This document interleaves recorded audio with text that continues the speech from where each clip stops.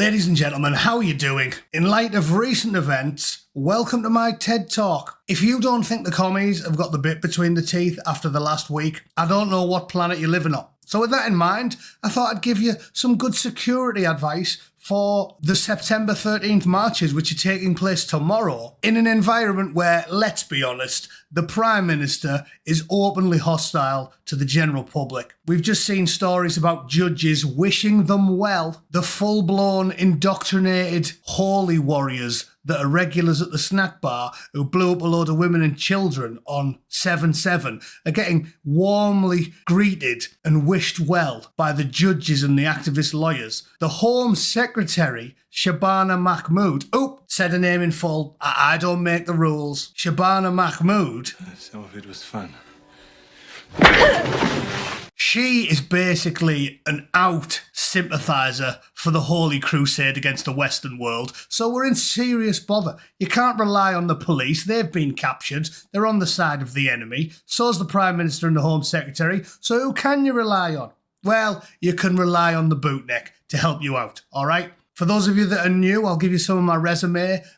10 years as a Royal Marine Commando, 5 operational tours of duty, and 50,000 arguments. Yes, I'm a very, very angry bootneck with chips on both shoulders, and I'm here to give you security advice. And trust me, you're gonna need it. Not only has London World shared the full route for the apostrophe free speech rally through the capital, but third down the list on Google is standuptoracism.co.uk, who are actively being organised by Soros and all of the psychopaths that rule the world with an iron fist. So there's going to be thousands of aggressive, militant counter-protesters who will enact violence against you, safe in the knowledge the police, the Prime Minister, the Home Secretary, the judges and the lawyers are all on their side. There they are, organising. Look, book your coach and train for the March Against Fascism demo. Fascism. Lunatics. What do you call shooting family men in the neck with a bolt-action rifle while the children watch? What do you call that? Oh, no, that's peaceful protest, that. Just like setting shops on fire is and looting places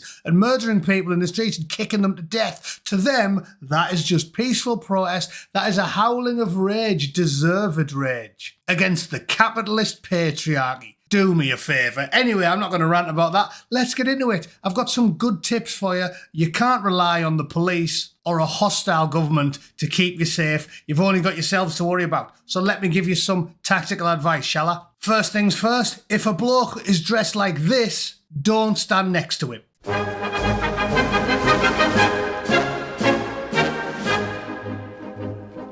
All right, now we've got some actual advice. My presentation style was always to crack plenty of jokes while simultaneously making plenty of points. I think it helps you to remember them, doesn't it? Okay, so the first one is profuse sweating, right? If you're an untrained, radicalised holy warrior, either a regular at the snack bar or a member of the woke cult, and you're about to commit a horrifying atrocity, there are many indicators that allow you to tell this is going to happen. People thinking about what they're about to do get mega wound up. You'll see it in many ways. You've probably seen it shortly before a fight or something. Before the instigator threw the first punch, his demeanour changed, he tightened up, his mouth turned into a grim line. You also get people sweating profusely. There are numerous physical indicators that a human being is about to commit an act of violence, so be very aware of it and move in the opposite direction if even remotely possible. I'd also recommend, again, in this day and age, because the system is against you, to take a GoPro or something and make sure there's a lot of cameras present, because obviously the activist police force and the government will delete all of their CCTV footage if it doesn't suit their cause. So you need to be taking care of this stuff yourself, don't you? Other target indicators, as well as, sweating, grim demeanour, distracted countenance. Other things to look out for are hissing backpacks. Yeah, definitely don't like them. And AK-47s. Tip number 2 is to always effect a limp. Yeah, as of now, you all have difficulty walking, which means you can legally carry something like this. A 30-inch chunk of hard wood, which as a medical aid, you are legally allowed to take onto flights. So you can have it when you're walking through London, can't you? If anyone asks, you suffer from gout, crippling arthritis, take your pick. But you need it. You need it. In fact, my knee is getting sore just talking about this subject. And the closer I get to a protest, the sore it gets, because if some purple-haired, morbidly obese howler with a coach bolt through a tongue comes anywhere near me and whips out a taser or a canister of CS gas that obviously she's allowed to carry because, you know, the patriarchy, well, she's not going to be able to get it off, is she? Because my walking stick also doubles as a marvellous whale poker. 3 doors and corners, everyone knows this, but it's good to reiterate. If you do go into a restaurant and you got to sit down anywhere, don't put your back towards a door. I do this as a matter of course anyway in this day and age because there's lunatics all over the place. Sit as far away from the entrance as you can. Sit facing the entrance. When you're manoeuvring inside buildings, give doors and corners a very wide berth so you can see what's behind them. And generally be cautious all the time, which takes us on to number 4. Always have a secondary exit. Usually when you go into a building, there'll be the main entrance where said lunatic with an AK-47 or a hissing backpack will probably come from. And then there'll be a secondary exit, a fire exit. Being as unfortunately you're in the UK and you're not legally allowed to carry anything more than a shillelagh, I'd recommend always checking out exactly where the secondary exit is and making for it quickly if a bloke shouting loudly about his favourite snack bar suddenly comes in and starts emptying magazines in your general direction. I wish I was entirely joking about this, but in this day and age, you never know, do you? You never know. Number 5 is trust your gut. All right, kind of linked to number 1, but honestly, you've probably injured yourself in some way in your life. And as you were doing whatever horseplay you were doing, you knew you were doing it dangerously. I knew before I cut my thumb quite badly when I was a kid doing bad DIY that I was precariously balancing on a precariously placed stool, and I sort of knew I should have been using a proper step ladder, but I was lazy and young and didn't go and get it. Your spidey senses start tingling when you know something's amiss. If you're in a situation and someone looks dodgy, or the police look needlessly irate, like they're just going to start wailing on people, just leave. Don't let laziness make you come a cropper. If you think something's amiss, grab your stuff and move. Always trust your gut. 1 million years of human evolution have conditioned us to have definitely something akin to a spider sense. You do know when something's amiss. If you get the heebie-jeebies, go for a walk. Number 6 is obvious. Never get isolated. Never get isolated. Our foes are like, well, first of all, they multiply like wet gremlins. And secondly, they never show up for a ruck unless they're mob-handed. You know it.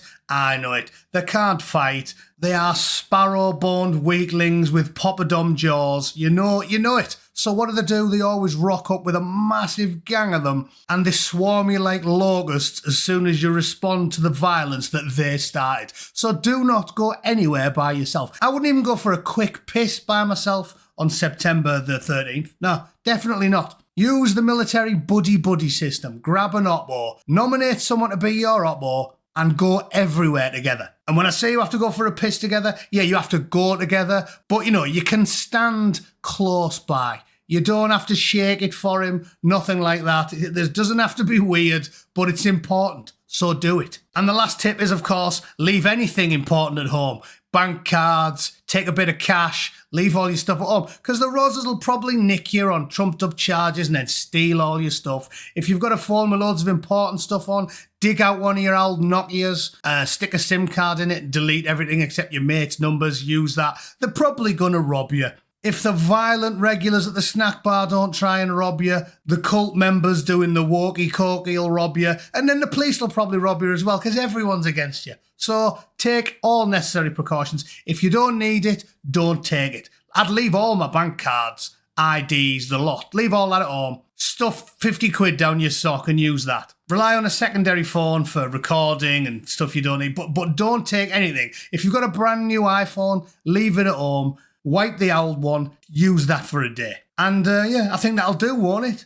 All jokes aside, you've got to be careful tomorrow, I'm telling you. These lunatics have got the bit between the teeth. If they get the chance to hurt you, they will. And the government will protect them and the police are on their side. You know it, I know it, it's not hyperbolic at this point. That story went viral 2 days ago with the judge congratulating, oh, you poor chap driven to violence on 7-7 by the awful football hooligans. You know what's going on. The coppers are as bent as Elton John's cock. The Home Secretary openly supports terrorism, and the Prime Minister, Keir Starmer, broke my own rules again. The Prime Minister, Keir Starmer, Gay!